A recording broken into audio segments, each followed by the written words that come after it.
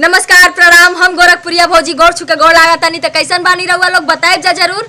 आ का बात है ये चैनलवा पर वीडियो हमारा लौके ना का लग रहा लोग के काहे वीडियो के लाइक सब्सक्राइब ना करीला। अच्छा लगा था हमरा के रहुआ लोग के एक ठो गाना सुनावाई की पड़ी तो हम सुनाओ तनी गाना कि काहे ये भौजी रोवत बाड़ू रात भर ऐसे टिघुर के का हो हमार सोना लगन कि दब ये देवरुटी से कमरिया कैनी रोपनिया निहुर के। एक चीज बता दई, अगर ये वीडियो के सब्सक्राइब ना लोन कैला लाइक ना लोग कैला ना तो तोहरे मलिया का 70 लाख बा।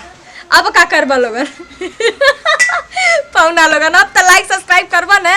हम पूछ रहे तानी एक सवाल, तो सवाल ई बा कि कौन ऐसा चीज है कि मर्द एक बार लगावेला मेहरारू कई बार लगावेले।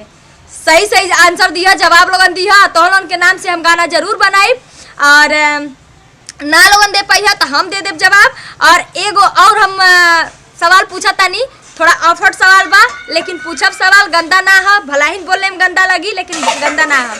तब पिठिया पर खाबर खूबर पेटवा में अंडा, पिठिया पर खाबर खूबर पेटवा में अंडा, जे न बुझाओ करे गड़िया में डंडा। गलत न समझिए लगन तो जानते हो कि देहात के आदमी तुरंत फट से पकड़ लिए सवाल के और न लोगन दे पाइए सवाल के जवाब तो हम कौने दिन रात खरतीन बानी हम तो देवे करब जवाब। और फिर एगो और सवाल आप लोग के हम बता देतानी पूछा तानी तो राजा का बेटी राजमतिया नाम, सही से सुनिए लोगन सवाल दिमाग खोल के। राजा का बेटी राजमतिया नाम जब मारे कछार तब ढहे जवान। सही जवाब दिया लोगन। तो जे जवाब दे ओके हम नाम से गाना जरूर बनाए।